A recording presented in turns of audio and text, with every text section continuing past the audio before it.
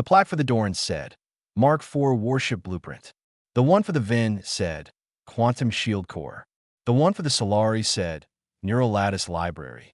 Every plaque on the wall of the Accord corridor told the same story.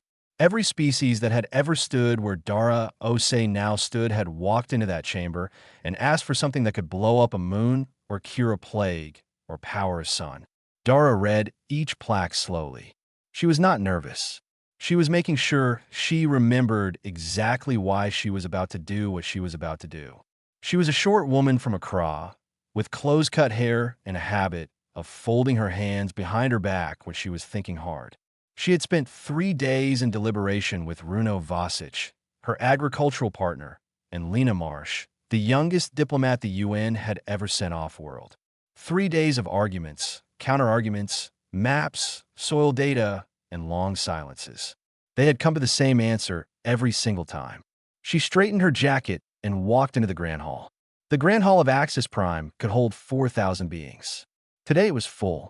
Species from across the Accord had come in person or were watching through broadcast relays that stretched across 11 star systems. The survival protocol was not a small occasion. It was the moment a new species declared who they were, what they feared, and what they believed they needed to survive among the stars. High Archivist Sorvin stood at the center of the hall. He was Ven, tall and pale gray, with 4 arms folded in the formal posture of ceremony. His species had been in the Accord for 900 years. He had personally presided over 6 previous election ceremonies. He had seen species ask for things that changed the balance of whole sectors. He had never seen anything like what was about to happen. Dara walked to the podium. The hall went quiet. Humanity's selection, Sorvin said in the common tongue, his voice carrying easily through the chamber, has been considered and confirmed by your representative body? It has, Dara said. Then please present your choice to the Accord. Dara turned to face the hall. For 1,000 eyes, lenses, and sensory organs pointed at her. She did not look at the crowd. She looked at Sorvin and spoke clearly.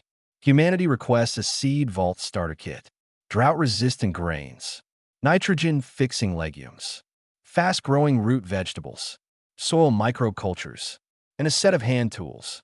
The silence lasted about 2 seconds. Then the hall came apart. It was not anger. It was laughter.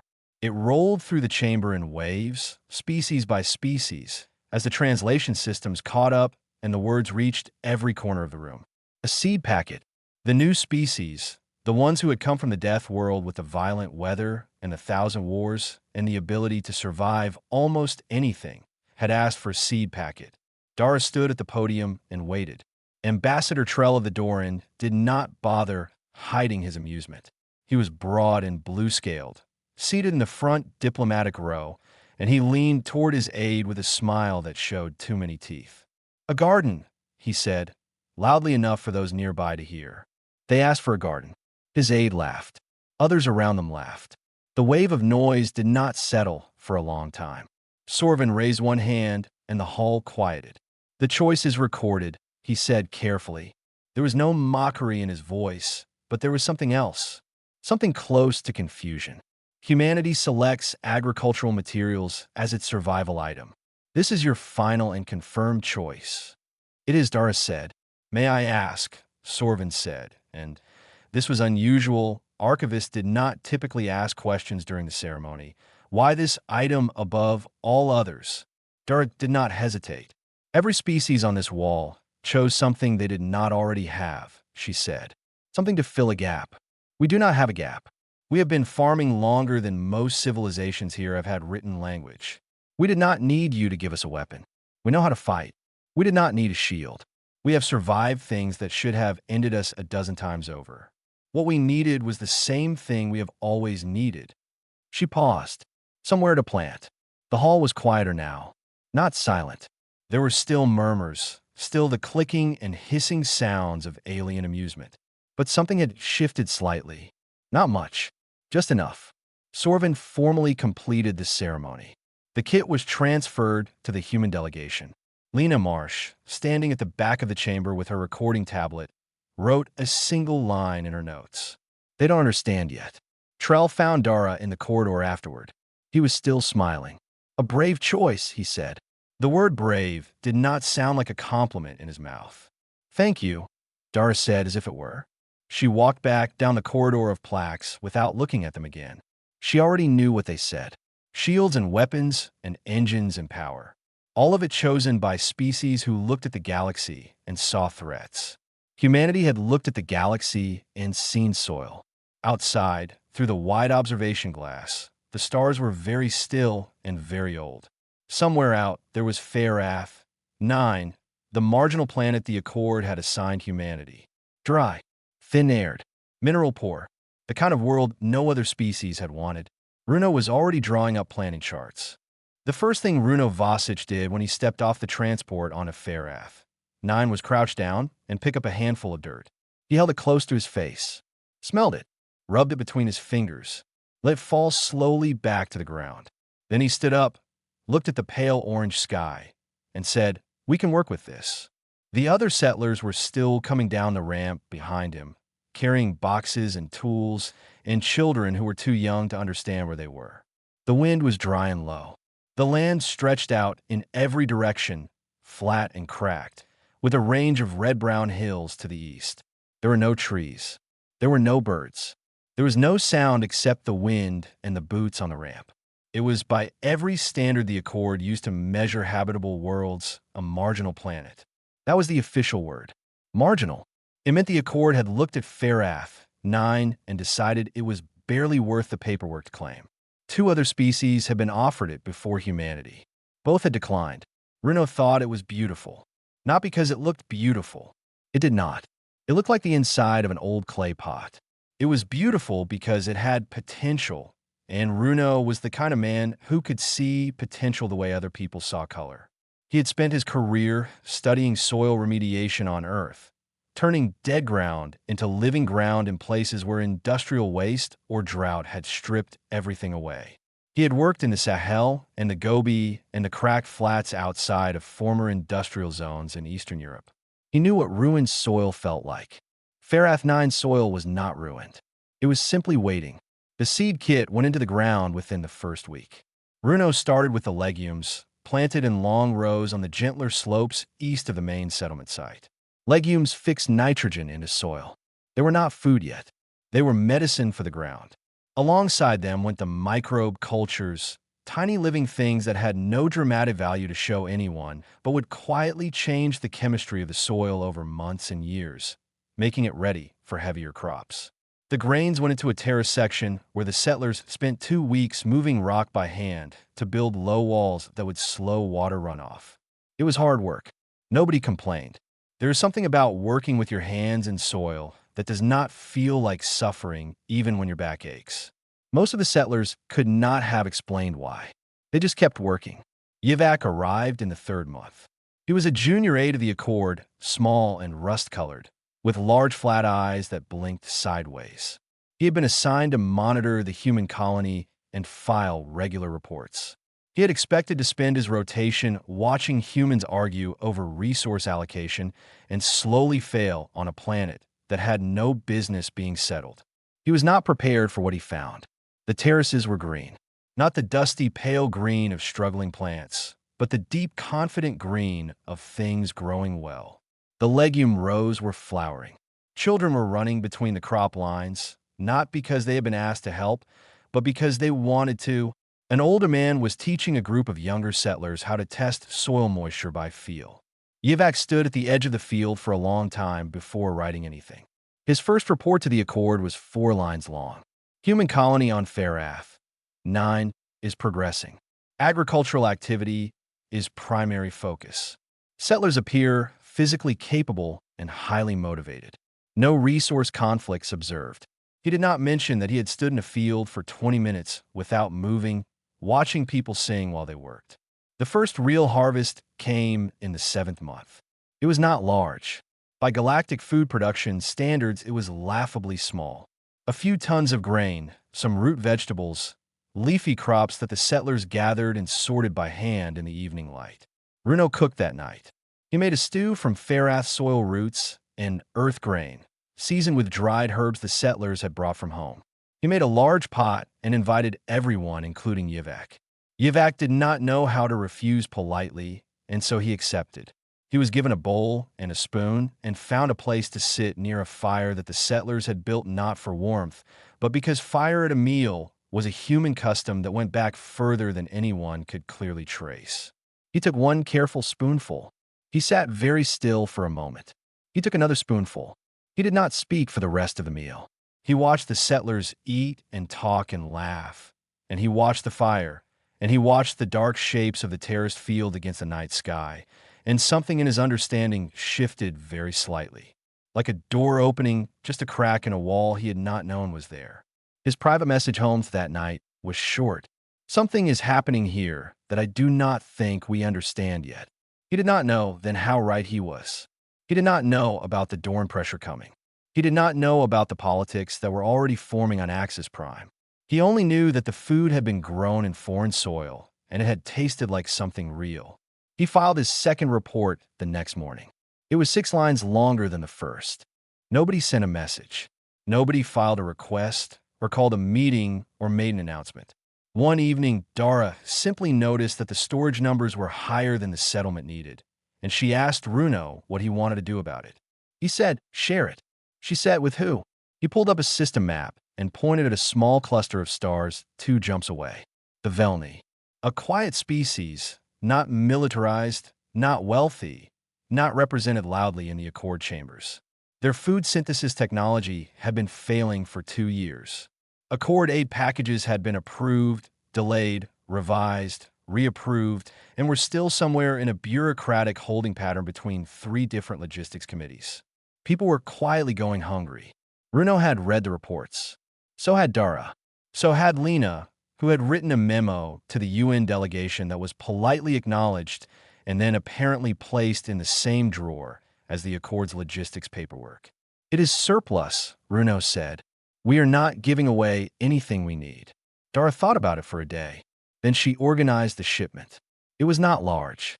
For containers of grain and root vegetables, packaged and labeled by hand, loaded onto a small Accord-registered cargo vessel that one of the settlers knew how to pilot. No ceremony, no press release, no formal notification to the Accord Council. It arrived on Velni Prime 11 days later. The reaction was not what Dara expected. She had thought there would be quiet gratitude, perhaps a formal thank you message, perhaps nothing at all. What happened instead was that someone on Velni Prime told someone else, and that person told a journalist. And within a week, the story was running on 11 Accord information channels. Humans had fed the Velni, with food grown in actual soil, with their hands. Most species found it touching. A few found it politically inconvenient. Ambassador Trell found it infuriating. He filed a formal objection within 48 hours.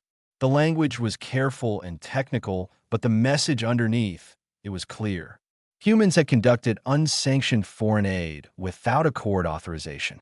They had introduced unregulated biological materials, namely food, into a system with no quarantine review. They had disrupted existing trade flow models by providing goods outside of established channels. He requested a formal hearing. High Archivist Sorvin granted it. The hearing chamber was smaller than the Grand Hall, but the tension in it was larger. Trell brought 3 advisors. Dara came with Runo and Lena. Yivak sat in the observers section, not required to be there, but present. Trell laid out his objections methodically. He was good at this. He had spent decades in Accord politics, and he knew how to make something generous look dangerous with the right framing. Words like unsanctioned and unregulated and destabilizing appeared several times. When it was Dara's turn, she did not argue the legal points in detail. She asked Runo to present the agricultural data instead. Runo had grown up speaking with numbers. He walked the chamber through yield figures, soil recovery rates, nutritional profiles. The seed kit had produced, per square kilometer, more sustainable food output than any synthesis unit operating in the Accord at current maintenance levels. Not because Earth farming was magic, because it was old, because it had been tested on a difficult planet for 10,000 years, and it worked. Trell's legal objections were technically valid. The data did not care about that. Then the door of the chamber opened, and a Velni elder walked in. She was small and gray-skinned, moving slowly, carrying something in both hands. The room went quiet, as she crossed the floor and set the object on the central table. It was a clay pot, plain, unglazed, filled with dark velny soil. She did not speak. She looked at Dara for a moment with eyes that were very old and very tired. Then she turned and walked back out. Nobody in the chamber knew what the gesture meant in Velny custom. Yivak quietly looked it up in the cultural database during the recess. In Velny tradition, offering soil from your world to another person meant, you kept something alive that I could not keep alive myself. He did not share this with the chamber. He wrote in a personal note and sent it to Lena that evening. She added it to her record without comment. The hearing ended without a ruling against humanity. The legal questions were set aside for further review, which in Accord language meant they would likely not be resolved for years. Trell did not get what he wanted. He was not finished. After the session, he found Dara in the outer corridor and stood very close to her, which was a Doran posture that communicated seriousness. You think you are building something, he said. I think I'm growing something, she said. They are different. He left without responding. But Dara watched him go and understood that the real problem had not yet arrived. The hearing had been a warning. The Doran did not like things they could not easily categorize. Food was supposed to be a resource, a product, a number on a trade sheet. What the humans were doing with it did not fit any of those categories. And things that did not fit categories made powerful people nervous. Lena filed her record that night. The last line read, "The Velny Elder's pot of soil is sitting on the table in Dar's room. She has not moved it." The proposal had a long formal name that took 3 lines to write in the Accord's official language. In plain terms, it meant this. If your species did not have weapons or defense technology, you were not a full member. You were dependent, and dependents did not vote. Trell had been building support for it for 14 months. He had been quiet about it, careful, moving through the Accord's political layers the way water moves through stone. Slow, patient, inevitable. The proposal landed in the Accord's formal session on a Tuesday, which was a human way of counting time that meant nothing to anyone else, but had become how Lena organized her records. She was the one who found it in the session documents at 2 in the morning, cross-referencing a footnote in a trade committee report. She read it twice, sat very still, and then sent a single message to Dara. It just said, "Read the annexure on Section 7. Dara read it. She did not sleep after that. By morning, she had the full picture. Trell's coalition included 9 mid-sized species, all of them either allies of the Doran or species that owed the Doran economic favors. The proposal had been written carefully enough that it did not name humanity directly. It did not need to. Everyone who read it knew who it was about. The formal session was scheduled for 10 days away. Dara spent those 10 days doing something that looked from the outside like nothing very impressive. She held meals, small gatherings in the human delegation quarters on Axis Prime, shared food brought up from Farath 9, quiet conversations across tables that had no official standing. She talked to species representatives that most senior diplomats never bothered with because they were small or quiet or had no military value. Runo sent new supplies from Farath 9, fresh grain, dried vegetables, 3 kinds of root crop that had adapted unusually well to the alien soil. Lena helped with the cooking. None of it was a formal diplomatic event. It was just people eating together. On the day of the formal session, the Grand Hall was full again. Trell stood at the speaker's platform and delivered his proposal with the calm of someone who had already counted the votes and was confident in the result. His argument was reasonable on its surface. The Accord's stability depended on military parity. Species without defense capability were liabilities. The reclassification was protective, not punitive. He believed it. That was the troubling part. He genuinely believed that the galaxy was organized by power and that anything which could not defend itself was a burden. Then the response period opened. The first speaker was not Dara. It was a small representative from a species called the Orith, who lived on 3 cold moons at the edge of the Accord's mapped space. The Orith were not well known. They had no warships. They had asked for a medical database as their survival item 11 years ago, and had spent a decade quietly treating diseases on neighboring worlds for free. The Orth representative said simply that they opposed the proposal and believed it would damage the community the accord was supposed to be. Then the second speaker stood, and the third, and the fourth. 17 species spoke against the proposal. Some of them were ones Dara had eaten with in the past 10 days. Some of them had received food from Farath, 9 at some point. Some of them had simply been watching what humanity was doing and had reached their own conclusions. Each one was small. Each one was, by Trell's accounting, irrelevant. Together, they were not irrelevant. Yivak was in the observer section again. He was not allowed to speak or vote.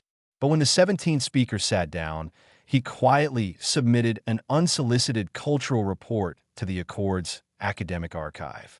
He had been writing it for 3 months. It called humanity's agricultural knowledge a form of technology, one that most species had forgotten because they had solved hunger with machines and then stopped thinking about it. He noted that the humans had not solved hunger with machines. They had solved it with relationship, with the understanding that food grown with care and shared freely was not just nutrition. It was trust made physical. The report was academic. It had no legal standing, but it circulated quickly. The proposal was voted down by a margin of 4. Trell's coalition had held, but not grown. 3 of the species he had expected to vote with him had abstained without explanation. He stood at his seat after the count and said nothing. His expression was very controlled. Dara watched him and felt no satisfaction, because she knew what a controlled expression on Trell's face meant. It meant he was recalculating. He found her outside the chamber. He did not stand too close this time. 4 votes, he said. Yes, she said. Next time the margin will not be 4. I know, she said. So we have work to do. He studied her for a moment with his flat, scaled face, giving nothing away. Then he walked off down the corridor without another word. Lena, writing that night, put down the line she had been turning over in her head since the vote ended. We have made enemies with warships. We have made friends with seeds. I know which I would rather have. She thought about it. Then she added one more sentence. But I think Trell is about to make sure we understand the difference. The embargo did not announce itself. That was the clever part. It arrived as a series of small interruptions. A tool shipment rerouted due to a customs review that never completed. A fuel order stuck in a holding pattern at the Accord Transit Hub because of updated certification requirements that applied, by coincidence, only to vessels in humanity's registered trade lane. A parts order for the water reclamation system on Farath 9 delayed, then delayed again, then quietly moved to a review queue with no expected resolution date. By themselves, each delay was explainable. Together, they added up to something that had no official name, but everyone understood. Trell had not filed another proposal. He had done something quieter. He had made a series of phone calls. Farath 9 got the news in pieces. Runo tracked the incoming shipment logs every morning and watched the gaps grow. He did not panic. He sat down with his planting charts and started making different calculations. What did they have? What could they grow faster? What could they live without? The answer was not comfortable, but it was not hopeless. The winter season on Farath 9 was coming. It was not extreme by Earth standards, but the short days slowed growth, and without fuel for the supplemental heating units in the growing tunnels, the cold-sensitive crops would not survive. That was the food they had been depending on to fill the gap between the main harvests. Runo walked the fields for a long time one evening. Then he went back to his workroom and did not come out until the next morning. He had found something. 2 of the original seed strains from the kit, the drought-resistant grain, and one of the root vegetables had been cross-pollinating in the field for 3 years. Not intentionally, just because that is what plants do when you put them in the same soil and let them grow. What had come up in the corner of the eastern terrace was not quite either parent plant. It was something new. He had noticed it months ago, but had not understood what he was looking at. Now he tested it carefully. It germinated in cold soil. It grew at half the temperature that either parent plant required. It was not as productive as the warm season crops, but it would grow through the Farath winter without supplemental heat. He called it Farath wheat. It was not an earth plant anymore. It had grown out of earth seeds, meeting alien ground, and deciding to become something new. The settlers planted it immediately across every available terrace. They were not alone. The Velni had not forgotten. When word reached them that Farath 9 was under pressure. No formal request was made. They simply began sending things. They called them gifts.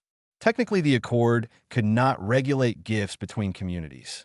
Heating elements, spare parts, materials that matched the specifications for Farath 9's water reclamation system. Other small species followed. The Orth sent medical supplies. A species called the Finn sent a message asking if there was anything useful they could provide. They had heard about the colony from the Orth and the food from the Velni. No one had organized this. It was not a formal network or a treaty. It was just people who had eaten food grown by hand and shared without condition, deciding they wanted to do something in return. Commander Grolth arrived from the Doran fleet in the middle of the early harvest festival. He was not there for the festival. He was there to conduct an inspection on behalf of the Trade Review Committee, which was one of the tools Trell was using to maintain the embargo. The inspection was designed to find violations. Grolth had done this kind of work before. He was good at it. He landed his shuttle at the settlement edge and walked toward the main terrace area where he expected to find stressed colonists struggling through a difficult season. He found something else. The terraces were full of people, not just humans. A small group of Velni farmers who had come to trade knowledge about soil amendment techniques were working alongside a row of settlers near the eastern slope. 2 Orth children, offspring of a diplomatic family stationed nearby, were chasing each other between the crop rows while their parent watched from a low wall. Someone had set up a cooking fire at the edge of the field. Smoke was rising. There was noise, actual noise, talking and laughing, and the sound of tools moving against ground. Grawl stopped walking. He stood there for a long time, long enough that a human girl of about 8 years old noticed him standing alone and walked over to where he was. She held up a small piece of something. He looked at it. It was bread. Coarse, dark, clearly made from the strange short grain he had seen growing on the lower terraces. He did not know why he took it. He ate it standing at the edge of the field, watching the harvest continue around him. He filed no report for 3 days. When he finally wrote it, he kept it factual and technical. No violations found. Agricultural operations within normal parameters. Trade review inconclusive. He did not mention the bread. But on the flight back to his ship, he sat alone in the rear compartment for a long time, and he thought about things he had not thought about in many years. About what a species was really made of.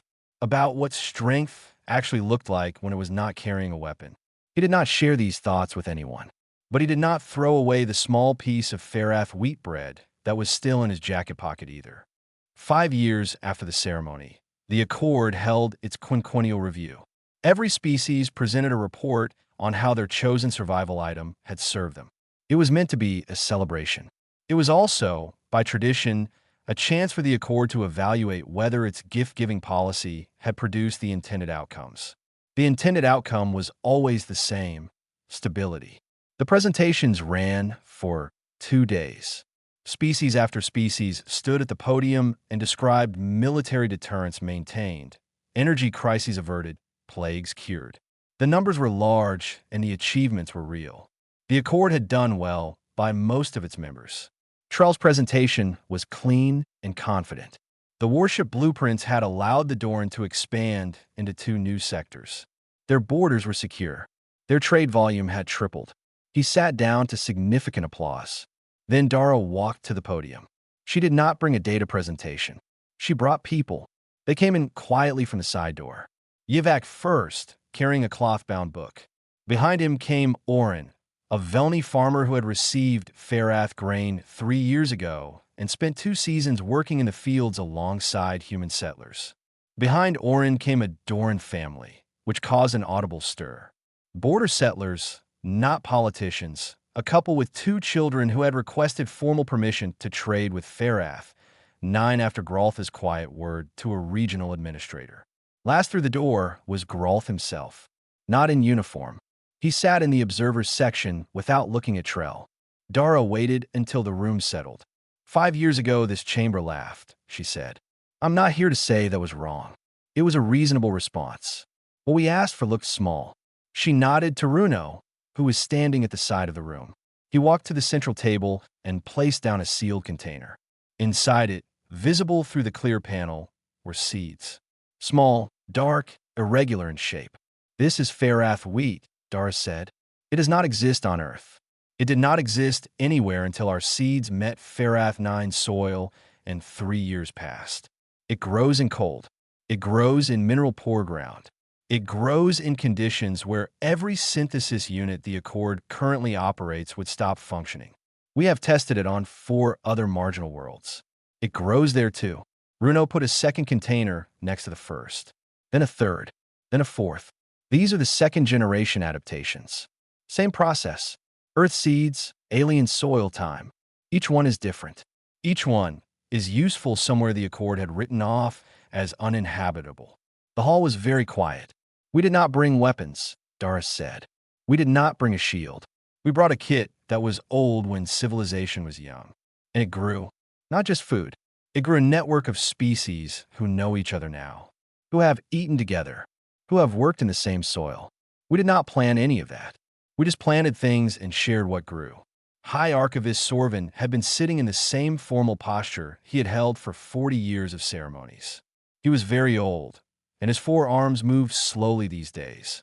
He waited until Dara finished, and then he did something that was not part of the formal procedure. He asked a question. "Did you know," he said, his voice carrying through a hall that was absolutely silent, "when you chose the seeds? Did you know this would happen?" Dara looked at him for a moment. "No," she said.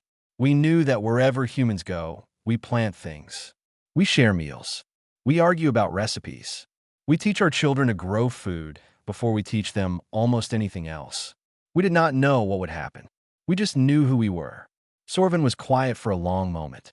Then he said, in a voice that was no longer formal, "I have presided over 7 of these ceremonies. I have seen species choose weapons and engines and libraries. All of them were practical. All of them were correct choices for what those species feared." He paused. "I do not think I understood until this moment that there was another kind of correct. The vote to reclassify humanity selection as a Category 1 survival achievement was not close. It passed with only one dissenting vote. Trell cast it without drama and without comment. He did not look at Dara when the result was announced. He did not look at the Dorn family in the room either, which was perhaps the most telling thing about him. Lena wrote the final entry in her 5-year record that night. She had been documenting everything since the Corridor of Plaques, and she had enough material for a very long book. She closed it with 2 sentences. The Accord gave humanity 1 item and expected nothing much to come of it. They forgot that the people who survived 10,000 years of a death world did not survive by being strong. They survived by knowing that if you plant enough, tend well, and share freely, the ground gives back more than you put in. On Farath 9, in the gray light before sunrise, a small figure moved between the crop rows on the eastern terrace. A Velni child, daughter of Orin, who had come to Farath 9 with her father 6 months ago and decided she was not leaving. She was dragging a hand rake through the soil, working carefully around the roots the way Runo had shown her. She did not look up at the stars. She was thinking about the ground. Some things grow without permission.